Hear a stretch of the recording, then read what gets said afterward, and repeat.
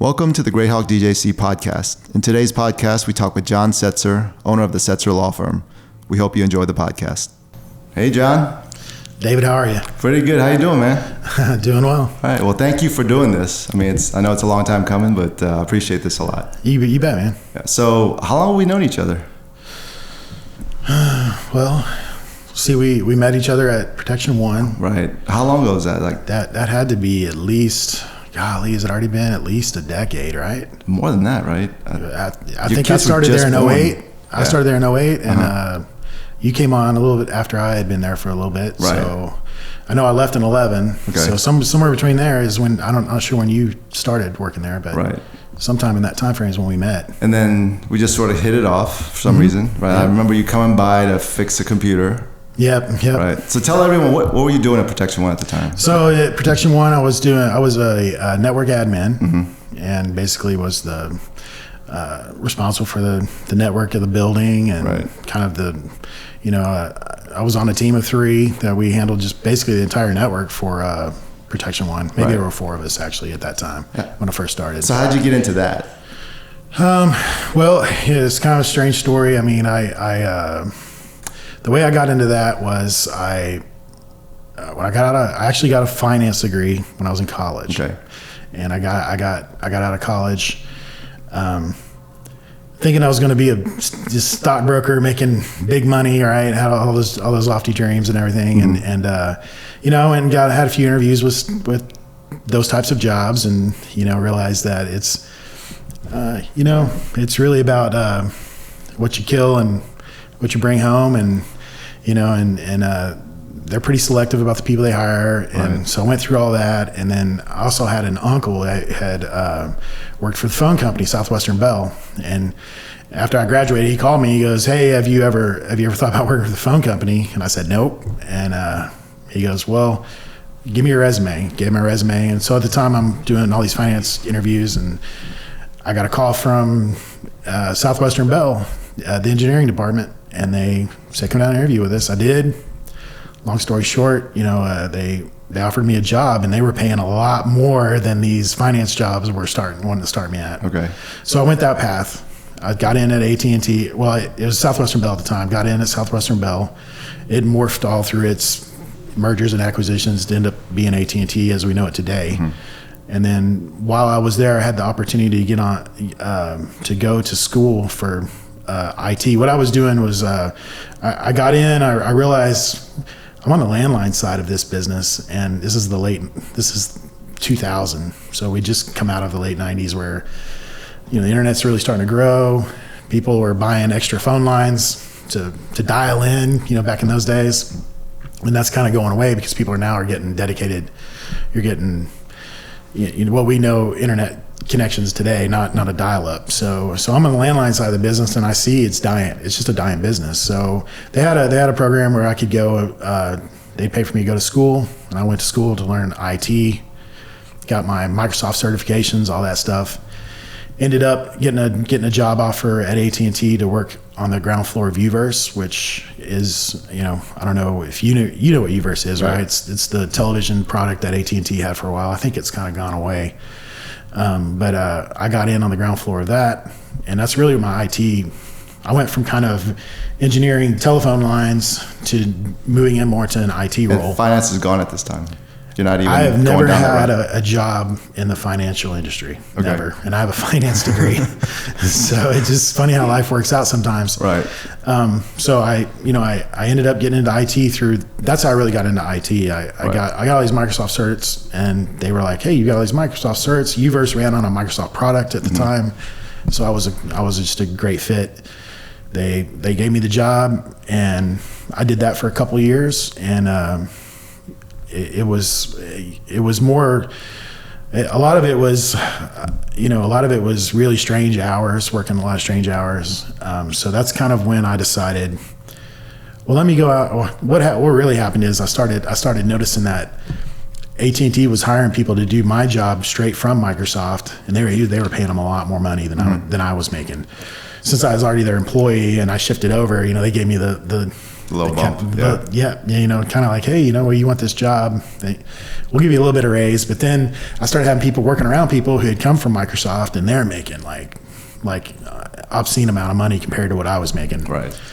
So, I was like, well, I guess, I guess the way this works is you got to jump ship sometimes. And so I started looking around, and that's when I found that job at Protection One. I got a really nice pay raise to go over there. And that was kind of that's kind of my story with IT. Is I did IT at AT&T for a while on their UVerse product, and then managing the servers and all that. And then I moved over to Protection One, and was kind of doing a whole lot of. So during this whole process, you just had to learn it as you went along, right? Yeah. You never grew up thinking you'd be in IT. Never You just did. kind of picked it up as you came along. It's kind of one of those things, where just if opportunity fell in your lap, someone's willing to give you opportunity. I never thought, even when I was in college and all that, I never once thought I would be a computer guy. Right. I always like them. I still do. I still keep up with it as much as I can. I'm not as tech. I'll always be a tech guy. Yeah. I'm always interested in that field and everything. But I never really saw myself as like this computer guy, though. Right. So how long were you at Protection One now? Because I left before you. Okay, did you? Yeah, and then you were there for a little bit. Yeah,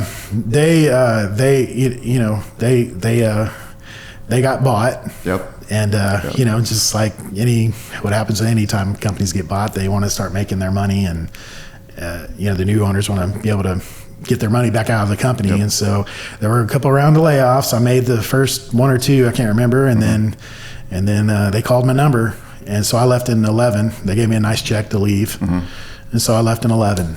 Okay. And of course not that I wanted it, but they told me they were moving in a different direction, and that didn't include me. So, right.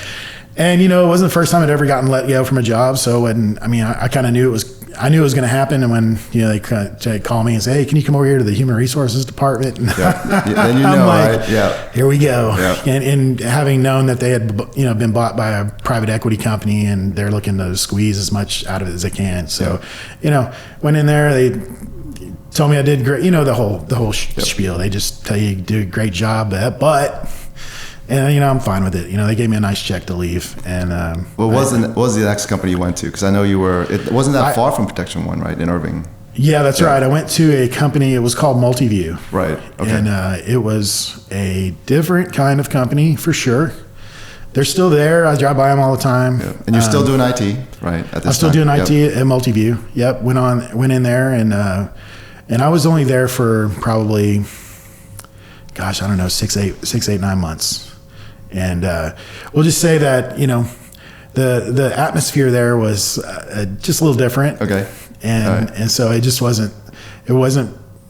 If I was like at that time, I was in my 30s, maybe mid 30s, and had some kids, but that was definitely a party kind of atmosphere. A lot of young kids right out of college, and I just didn't fit in there well. And so I we'll just say that I decided it was best for me to leave. Okay. so I did, and I left, and But when you left, you didn't have anything else lined up. I had nothing. I didn't have anything. Yep. When I left, I didn't have anything lined up. But part of all this is when I got it. Let me back up a little bit, because the part of when I worked at Southwestern Bell AT&T. During that time, I thought about going to law school. I met my wife. She was an attorney, and kind of one of those things too. You never thought about doing it, but you kind of see someone do it, right? And I'm like, I think I'll look into this. And when I was up, we were living in Kansas City at the time. We had moved up there for her job, and I had transferred with AT&T. And during that time, I actually took the LSAT and was thinking about applying to University of Kansas Law School.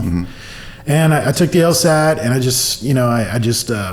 don't know, I've got a job, I'm making money, and it's kind of, I don't know if I'm ready to really just take that leap of faith and just quit, drop everything, and go to law school, right? So I kind of had thought about law school just because I'd seen my wife doing it. I started being around other lawyers, and being around that crowd. And so, but I never kind of did it just because you kind of get comfortable, right? You get comfortable in what you're doing. And then of course your comfortableness gets, you end up in a layoff situation and your comfortable goes away. Right. And so when I left Multiview, I was kind of fed up with the corporate life. I really was. We kind of went through that rough patch with 2008 crash, lots of people getting laid off. And it just seemed like, I just didn't want to, I just was kind of tired of corporate America. We'll put it that way. So I find it very interesting that someone would just say out of the blue, I'm just going to be a lawyer one day, right? Is it the fact that you are around your wife and other lawyers that made it easier for you to think that way? Because so my brother-in-law was a lawyer too. So he's now my ex-brother-in-law, but still love him. I do see him at the courthouse occasionally. All right. So, I guess I'd been around lawyers, just being around and being exposed to it and seeing, a lot of it had to do with watching my wife. She had her own business. She had her own clients. She kind of made her own schedule. And I kind of liked if I'm good at if I starve, it's my fault. And if I'm successful, it's my fault. Right. I mean, you eat what you kill. And that's kind of what I learned watching her. So I want to say it from my point of view, right? So we used to meet up for lunch, hang out every once in a while, just get along. One day you just come up on me and go, hey Dave, I'm gonna be a lawyer. That hit me like a bolt of lightning. I'm like, all right, John's not someone who is just going to say something out of the blue, right? Because I hear people all the time go, I'm going to do this with my life. I'm going to do this with my life. And no one ever makes it happen, right? So you told me I'm going to be a lawyer. It's like, okay, does he understand that he has to study, take the LSAT, then get into law school, get through law school, and take another test, and then actually become an attorney, right? Right. That's a long, arduous process, right? It absolutely is. The fact that you just told me out of the blue you're going to do this, and then you ended up doing it, I was incredibly fascinated, and I think it's admirable. So just tell us how you went, like how'd you do it? Well, I just, like I said, I think a lot of it was, I was kind of fed up with.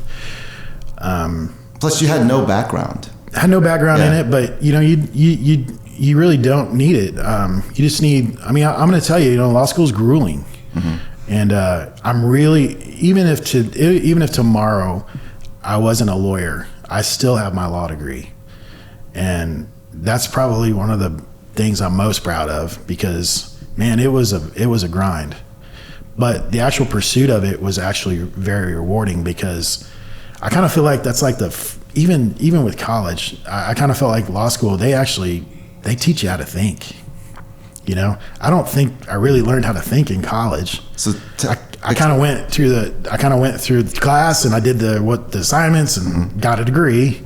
Where in law school, it's like not like that at all. What are they doing that when you say they taught you how to think? Well, it's a lot of analysis. You read cases and you have to give analysis. You have to write your own arguments. They'll ask you about a case. They'll ask you about things. What's your side of it? And you'll tell them, and then they give you the opposite, and they say argue that. So you're arguing against your beliefs, and so that's kind of what being a lawyer is. Because there's going to be time. I've got clients that come in, and I've got to argue for them, and sometimes I don't think very highly of them. I'll put it that way. Okay. But I'm advocating for them, so I have to be able to argue their side, even if I'm not on board with their side, if that makes sense. But back to you were asking about, what made me want to do that. I thought about doing it earlier, and I think I kind of hem-hawed around with it, and life kind of happened, right? So, the old John Lennon quote, life is what happens when you're busy making other plans, right? Right.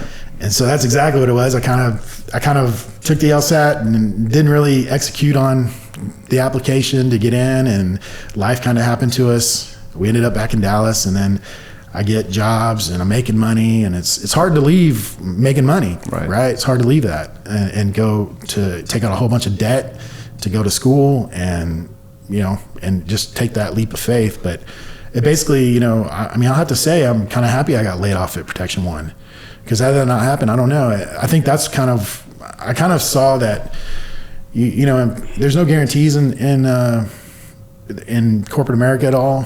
You can get laid off whenever. You can get fired whenever. So I just said, okay, I'm going to do it. I watched my wife she had already been a lawyer for probably about 10 years up at that point. And I watched her do it. I was like, okay, so now it's all on me. It's going to be me. I'm going to go do this. So I did it. Honestly, I got accepted, and I was like, well, she's sitting over here. So were you scared at all? Did the realization come to you, like, I got to do this now? Yes. How'd you feel? Like, well, I felt when I applied, and I wouldn't say I was a shoe-in. I'm going to tell you right now, I was not anywhere near the smartest person in law school, but I certainly was nowhere near the dumbest either. Mm-hmm. So I was middle of the road. So I wouldn't say I was a shoe-in on my, my entry or LSAT scores. And I thought I had a pretty good chance, but you still have that, you don't know, you're middle of the road. So you don't know, they might take you, they might not. And then of course that time I had a family. Mm-hmm. I had two boys. And you're not working during law school? No. Right. And I wasn't working. And so when I left that other company, Multiview, I literally, within a month of leaving them, so I left Protection 1 in 11, got picked up from Multiview maybe a month or two later, stayed there maybe 8-9 months. So I left there in 12. And then I got to have a story about this. So I left Multiview, and look, I left on not so good of terms. Okay. We'll put it that way. All right. Like I said, I didn't fit in there. Okay. I didn't do anything wrong, but I was basically just told that I don't fit in and maybe this isn't for you. Mm-hmm. And I was okay with it. And so so we just parted ways. And then I'm not kidding you, probably the next day or a couple of days later, I get an email from Texas A&M School of Law, because I had expressed interest previously in there. Right. And it said, we're still accepting applications for the fall. I had my LSAT done, but I didn't have my application done. So I just kind of threw something together and sent it in. And this was in the fall of 12. This would be in the summer of 12. So I'm like, yeah, with a stick in the eye, I can tell my old bosses at Multiview, yeah, thanks for letting me go, because now I'm in law school. That's my mindset. That's what I'm thinking. The karma, right? And but I was applying real late for the law school term, and then I get a letter from them, and they say, well, thanks for applying, but you're not accepted. And here's the thing too, I didn't have the opportunity to apply to lots of different schools, mm-hmm. because I couldn't just pick up and move. I had a family. And she had her career here, and so I was kind of just stuck with SMU, or at that time Texas A&M. Well, it was Texas Wesleyan at the time, so I had those two choices in the Dallas area. So I applied to, it was Texas Wesleyan at the time. I applied, and they said, well, thanks but no thanks. Try again next year. So I was like, okay, well, I knew it was a long shot, because when you're apply in the summer for that fall, mm-hmm. usually they're looking for people who they're looking for the top notch, because they've already filled most of their seats, right? And so they've only got a couple of seats left, and whereas when you apply at the very beginning of the cycle, they're just trying to get people to fill seats, mm-hmm. and so they're I'll say they're a little more loose with who they accept, and they generally accept more people than they actually have seats for, because those not everyone they accept is going to come to their school, right? And they know this, so it's a little bit of a game. So anyway, I got turned down, and I said okay, and I remember kind of being mad about that, because I was like, I'm not terrible. Okay. I know I'm not there going to be their star, hey, let's give this guy a full ride scholarship guy, right? but I was like, look, I'm older and, I'm more mature than probably, I'm not some 20-year-old, just out of college. And, so I said, you know what, I'm going to go down there and I'm going to ask them why they didn't accept me. And so I did. I went down there, I met with the dean of admissions, and I just said, hey, tell me what's wrong with this and that. And they gave me tips. They said, okay, do this, and apply earlier, write a better, they have like personal statements, write a better personal statement. And so, I'm trying to think they gave me a bunch of tips. Okay. I don't remember. It's been a long time, but, and so, and I'm part of that. My thinking was, I'm going to get my face in front of them. At least they know who I am, and I'm just not a name on a piece of paper. So, that was probably June or July of that year that they turned me down. And, so I just said, well, the cycle is going to start back up in October. So I'll just kind of, what I ended up doing was just hanging out with my wife, going to courthouses, driving her around, and kind of between June and October, you weren't working. You weren't doing anything. I wasn't working. Okay. But you're preparing to get in. I was preparing because I decided, okay, I'm going to do this. I'm going to reapply to Wesleyan, and I'm going to get in. That was what I was going to do. I really wasn't looking for work. Right. And how's your wife feeling at this time about your choices? She's backing me 100%. Oh, that's awesome. Okay. I mean, I wouldn't be a lawyer without my wife for sure. Okay. She's definitely, because you hear a lot of entrepreneurs who want to do stuff and they don't get that support. That's a big deal. But obviously you did. So no, I had a lot of support from my wife for sure. Okay. And so she was my biggest cheerleader through all this. So, and because I have the doubts. You have the doubts because I got turned down, and maybe I don't. Maybe this isn't for me. Right. You got family support. And, and exactly. And she's like, she'd been through it, so she knows law school. She said, nah, just apply again. Don't let that get you down. And so what I did, I went and I read a bunch of books how to get into law school. I actually hired a consultant to get into law school. Wow. So you're all in. I spent a couple $100 on a consult. I mean, probably close to $1,000. Probably just tell me what I need to do to get into law school. And that was, believe it or not, was a good move, I think, for me. This person gave me a lot of coaching on what to do. They helped me with my personal statement. They helped me, just how I can dress up my application to make it look better. And so I can't even remember that I can't remember her name but she did it for a lot of people, and so I figured it was worth the money. Okay. And I can't even remember who it was now, but anyway, I had a couple sessions with her. She helped me out, and when November rolled around, I submitted my completed application for fall of 13, and then it's just the wait. Because the law schools, they're gonna wait, and so basically, finish out that year in January sometime. This is gonna sound bad, but in January sometime, I'm literally sitting on the couch in the middle of the day, doing nothing, right? Playing Call of Duty. Not working, being a completely worthless human being, with two mouths to feed. I mean, I don't want to say I wasn't doing anything, but I'm in this, at this point, I'm not sure where my life's going. Right. So I'm waiting to hear if they say no, then I'm just going to go get a job and get back out in the workforce. Playing Call of Duty, and I get an email, and it says, you have to log in to see what your results are. So there on my iPhone, and click, you log in, and then boom, accepted.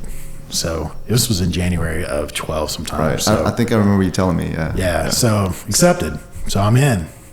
And then the realization is like, I got to do this. Oh no. What have I got myself into?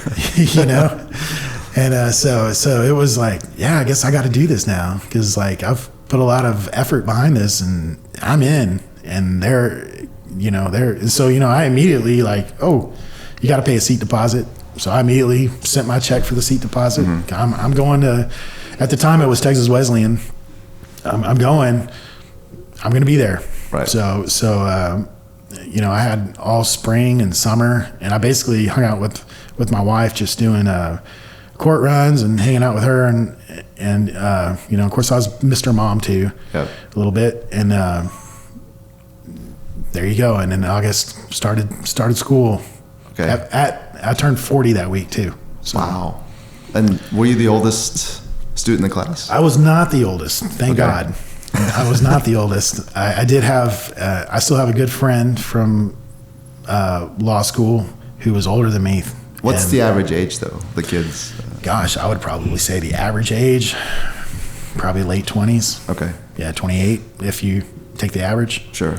I mean, there were a couple of us older folks who had a little bit of a career. We had a career, and so it was definitely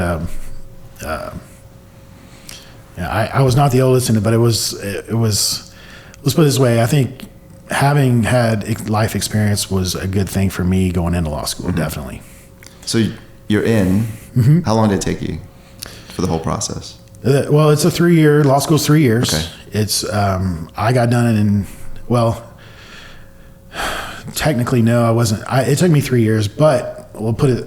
I went to summer school the whole time, and my last semester, when it usually would be about 12 or 15 hours, I only had one class. I had like a 2-hour class. So my last semester was pretty easy at that law school, if you can use that word with law school. But the beautiful thing about it, David, was me working all the way through. I don't want to say I was done with law school in 2.5 years, but I was done with the majority of it at 2.5 years. I just had one class. It was a writing class. I had to write a paper. Okay. That's all I had to do. My last semester of law school. The beautiful thing about having done that is I was able to take the bar before I even graduated from law school. Oh, wow. Yeah. Okay. There's a rule that if you're within, I think it's 3 or 4 hours of graduating from a law school, you can actually sit for the bar exam. Okay. So I took the bar my last semester of law school. I went into my professor for that one class, told him, you have to go to law school. They take a roll. You have to be there. You can't. It's not like college where you can just show up at the end, go through the review and pass the test. Right. So you have to be there. So I went into my professor and I told him, I said, look, I'm going to be taking the bar. They have the bar in February, and they have a February bar. Things have changed with COVID, but it used to be February bar, a June or July bar, and then was it February and July, just the two.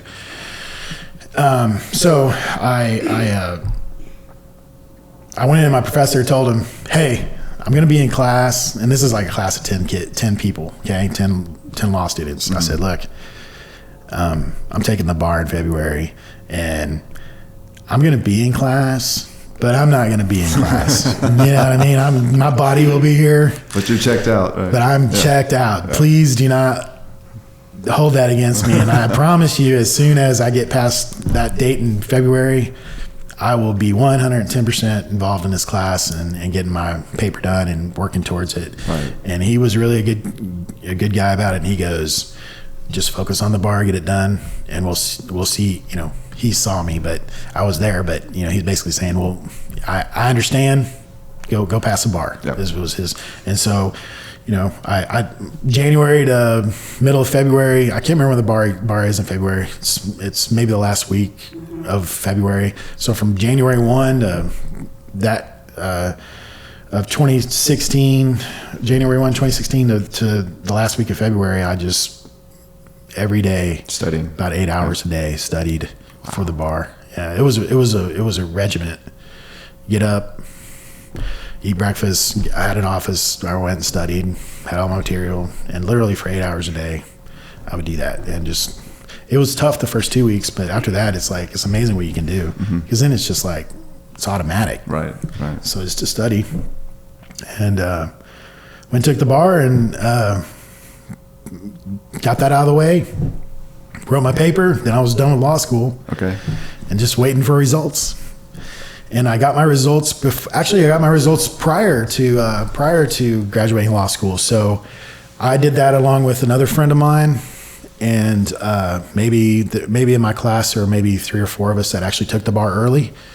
And so we were the lucky ones at graduation because we had a big smile on our face because we're done. Right. As soon as I walk the stage, you hand me my piece of paper, I'm done with the whole process. Now I'm just waiting to get a grade in a class and get my JD, and they're going to give me a license to practice law. Right. Whereas all my other classmates, they have to go study for the bar, and they're not going to get their results until November, and before they can even start practicing. So you passed the bar. I passed the bar. I did. That is awesome in itself, because not everybody passes the first time, right? I mean, no, not everybody. I mean, I've had friends in law school who did not pass their first time. Right. Because it's a grueling test. It really is. You mentioned this whole process of going to law school, studying was grueling, right? Mm-hmm. What advice do you give to people who are trying to get into this?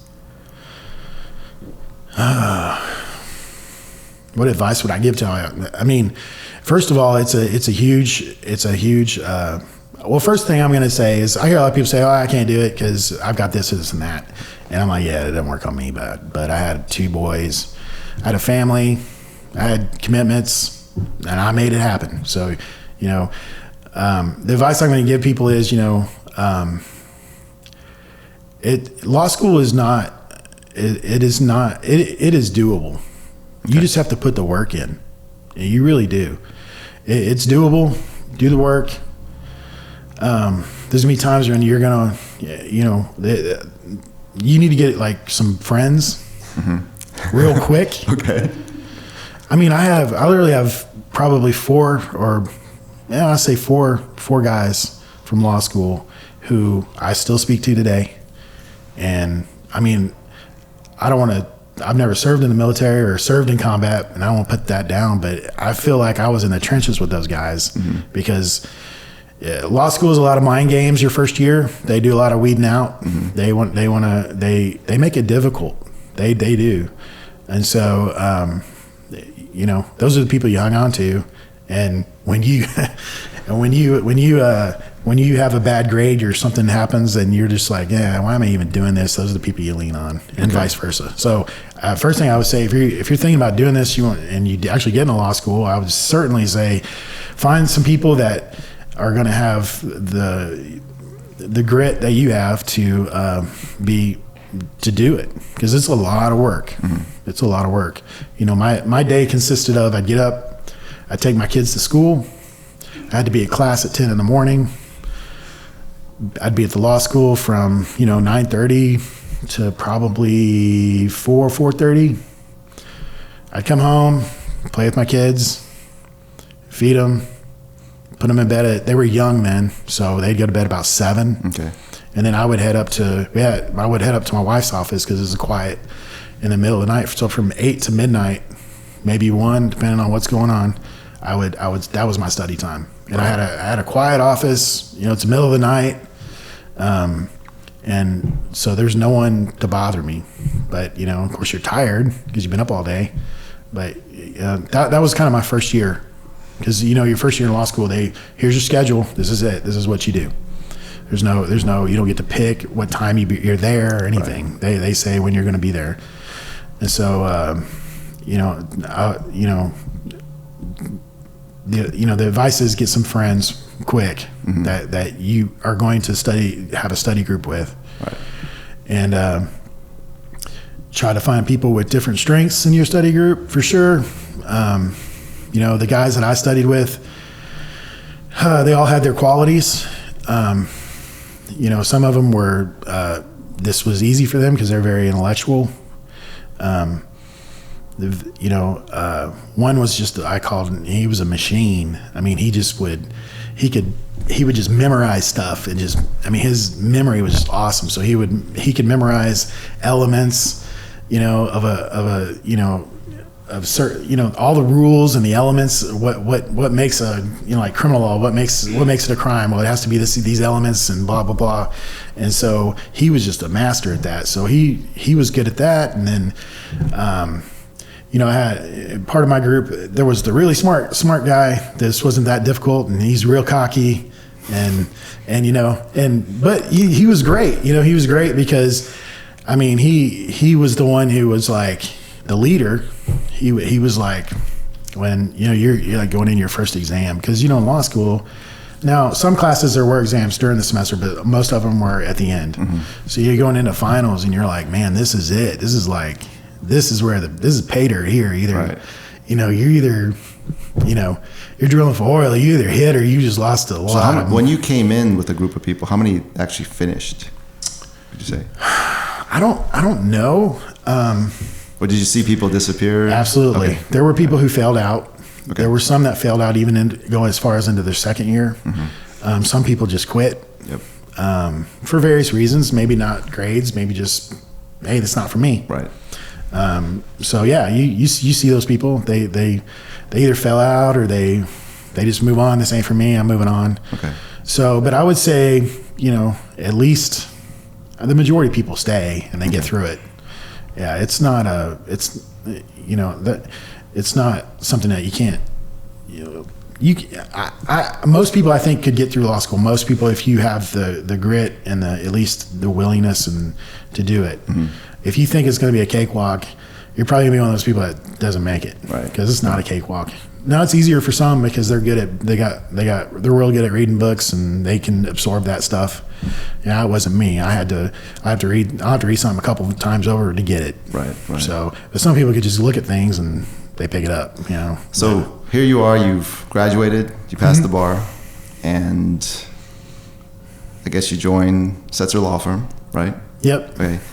Tell me about Setzer Law Firm. What do you guys do? What your average day is like? Just your regular day. Well, so my wife started Setzer Law Firm probably in 2009. Okay. We had moved up to Kansas City. She went up there for a job, a lawyer job back in the day, and that we were up there for four or so years. Came back. I was working. She had our first child, and then she kind of worked for other lawyers then. She stayed home for a while, but then she didn't like being a stay-at-home mom. So she went to, she worked for other lawyers, as needed, kind of on a contract basis, I guess. And finally, it just got to the point where she's like, hey, I'm going to start. She had a business. She actually had her own law firm up in Kansas City, but we had closed it down, moved back down here. And so she's like, well, we're starting one up. And so Setzer Law Firm was started in 2009. Okay. And she basically ran the law firm out of the house. She met with clients that we had a executive suites office, and she would just, would rent the conference room to meet with clients. But actually all the work was done at home. We had a home office. So she did it all at the house and did that for years. And she was doing that all through me getting all the way through law school. So, And tell everyone what type of a firm are you? Oh yeah, so Setzer Law Firm is just a small boutique family law. We specialize in family law. Okay. Divorces, child custody, child support modifications. I kid with my wife. I tell her, you say divorce attorney. I like to just tell people I'm a licensed asset division specialist. So that's kind of what I tell her to joke around. But because you say divorce attorney, people are like, oh, divorce attorney. Then they go into their story about how they lost their shirt. And that's the thing. That's the thing about divorce. Nobody gets out of it whole. Right. It's a division, right? And but that's what we do. We do straight. I don't want to say we do. That's all we do. But that is 99% of what we do is family law. We pick up some criminal here and there, and we've done a little bit of some other things. But usually it's for clients that we've either had or they have a criminal issue along with a divorce issue. Which happens from time to time. So what's your average typical day like now? So my average typical day is, just get up, when the kids are in school, I'm taking them to school, come straight to the office, and just depending on what day of the week it is, whether I got to be in court. With COVID, things change. It really hadn't been in court. We started ramping back up, going back to court, but prior to COVID, I'd be in court I had to go down to the courthouse 3-4 times a week. How was your first time in court? What was that like? Oh my gosh, it was nerve-wracking for sure. Is there anything that prepares you for that? Or? Nope. No, my wife she did me a favor, and I was mad at the time, but you know, we were going down there, and she's handling the hearings, and there was 2 hearings that were booked on top of each other. And you know, you go down there, and the goal here is maybe we get a settlement. We don't even have to go in front of the judge, but if no one can agree, well, then we have to have a hearing, right? Well, it's turned out that I'm having to have a hearing on a case that I don't know much about. And the other case that she thought would settle easy, no, didn't happen. So she's stuck in that hearing, and she just comes out and goes, "You're gonna have to handle that hearing." And I mean, I was like, well, I know the case, I know what's going on, but I don't think I'm prepared. But let's do it. And I mean, it was definitely a thrill ride. And you know, the thing too about that case is, you know, sometimes, you know, us lawyers, you know, sometimes you just have bad facts. I mean, you know, how do you just have bad facts? And, you know, they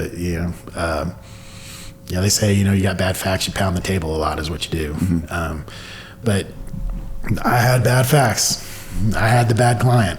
Okay. And so I went in there and did my best, but, you know, given the facts, it wasn't a winner. And so, you know, the whole time, you know, I can't hear anything because my heart's beating so hard, right? It's just racing. It's like da-da-da-da-da-da-da. And I'm just like, but I actually think I did a pretty good job. I mean, you know, both these clients, while my client probably had the worst facts, the other client wasn't. And were you going up against an experienced attorney this time? Well, yeah. I mean, this person had been around the block a few times. Yeah, they'd been licensed, you know, a long time. I mean, I imagine they'd probably been licensed at least as long, you know, for at least a decade. So they knew what they were doing. And, but, you know, I always remember that because I just remember sitting there and I'm trying to focus on what the other counsel's doing as he's asking questions. So I'm trying to, and the whole time my client is just in my ear, you know, and I'm like, come on, at some point I have to be able to, you know, this is one of the things, it's just difficult because your client, because as soon as they answer something to their attorney when they're on the stand, they're telling you, oh, that's a lie. You know, that's not true, or there's more to it, right? So I'm trying to keep focus here, and she's our client. She's talking in my ear. But anyway, I just remember about that case. You know, neither party was pristine, but mine had a little bit more of bad marks. We'll just put it that way. Yep. And so, you know, at the end of it, I got done, and I do remember the bailiff. I think the bailiff knew this was my first hearing, and he goes, he said, "Man, you did really good. You did a really good job." That's cool. And you know, the bailiffs, man, they're probably some of the best people to go get critiques from because they see everything. Right. They see all the, they see, you know, they could probably practice law if because they're just there every day and they see how it all works. Right. So, you know, he came over and he's like, "Man, you did a really good job, man." He goes, "You know, you just can't win them all, but for what you had, you did really good." So I made me feel a little better. And how long does it take before you get really comfortable? I still don't think I'm comfortable, to be honest with you. Okay. Yeah, never. My wife seems to think that it's going to happen, and someday I'm just going to be able to, you know, like get up off the couch and you know, my hands tied behind my back and go down and do a hearing. But you know, some of it too is just I'm more of the type where I like to be very prepared. Right. And but sometimes you just don't have that opportunity.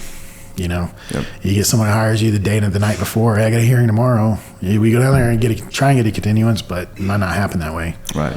So it's just getting comfortable. I guess I'm more comfortable now than I have been. 7 years. She thinks 7 years. Well, that means I'm getting close. Okay. So anyway, yeah, I mean, I'm more comfortable definitely than I was. Right. But you know, you just gotta get out there and do it.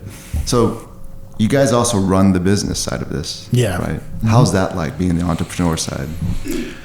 It's challenging for sure.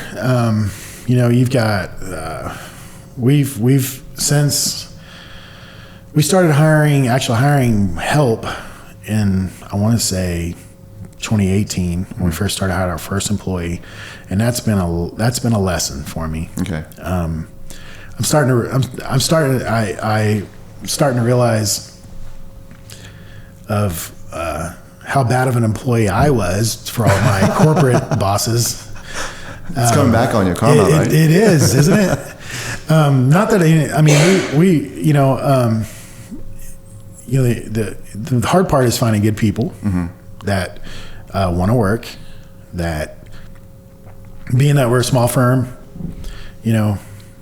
understanding how this works. This isn't, when I worked for AT&T, well, let's face it, AT&T's revenues are in the billions, right? Right. If I do just enough to keep from getting fired, well, they're still going to make some money, and they're probably going to pay me. Maybe I don't get the big raises that I think I deserve. But here it's, we're not endless money here either. We don't have, so the hard part is finding people who understand that, who care about watching our backs as much as we have to watch their backs. I certainly don't want to hire people unless I can make a long-term commitment for them, give them a job for a long time. I hate to have to let people go. Right. It's the worst thing I've ever had to do. I've been in those shoes. Now, I will say I've had one or two employees where it didn't bother me as much as it did others. But it still is hard to do, right, because you've been in those shoes. You've been laid off, and you're like, wow, the siphon just turns off, and now what are you going to do? I mean, yeah, you can go get unemployment, I guess, but that's not enough to pay the bills. So you enjoy the lawyer part of this more than necessarily running the business part of this, right? Or is it the same? I'd say I'm more the business. I like the business side of it more than the lawyer side. That's the trade-off between me and my wife. She likes the lawyer side of it. She loves the lawyer side of it. I'm not gonna say I mean, it depends on the day, David. It really does. Depends on the day and depends on the client. But that's just like any job though, right? There's pros and cons to every job. Right. But I like the business side of it because I'm always trying to think, how can I cut my expenses? How can I make this more profitable? Right. Is my advertising right? And and how what can I do to put more money in my pocket?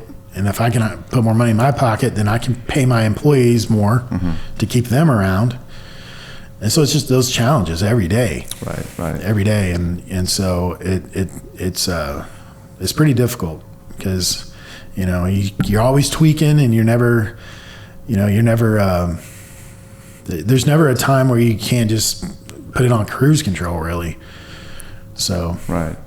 So let's get to the nitty gritty, because I think people might want to hear this. So as a family law attorney, if you're in trouble with your marriage, right, what kind of advice do you give to people?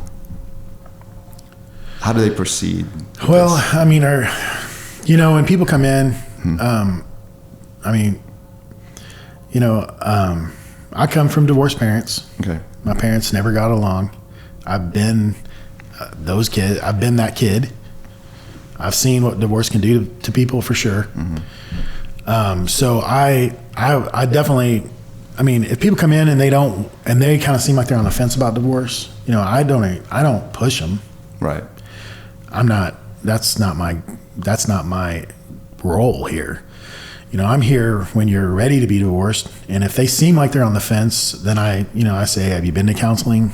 If they have, okay, maybe you need more. If they haven't, I'll give them some counselor names, say maybe you should go talk to them. Even if your spouse won't go talk to someone else. Right. And,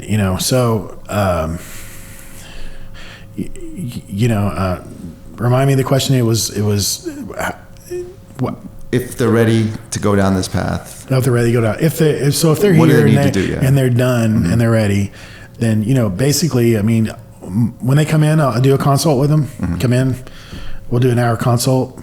If they decide to hire me, then we just do the paperwork for them. We'll get, if it's a divorce, basically I'll kind of lay it out. Here's the kind of the 10,000 foot view of the process of divorce. We're going to file a petition. We got to get your spouse served. They're either going to hire an attorney and file an answer back then we just go from there. Now we have to go through all your assets. If you have children, we have to decide what we think's what we're gonna do with the children. Or do you want to be primary? Do you want the other spouse to be primary? What's the visitation look like? What are we looking at? Child support, and just kind of go fill everyone in on that, and kind of give them an idea of the process of divorce and how long I think it will take. I don't like committing because it never is. Sometimes it can be real quick. Sometimes it can be a long time to get divorced. It just depends on how much fighting there is and how much people drag and kick and scream during the process. So, any tips on what to look for in an attorney when you're trying to select one? Well, I certainly would, and this goes for any type of practice. I mean, I would never. You wouldn't go to a foot doctor for a brain issue, right? So I definitely would say if you're looking for a divorce attorney, I would definitely find someone whose substantial practice is divorce law. Okay.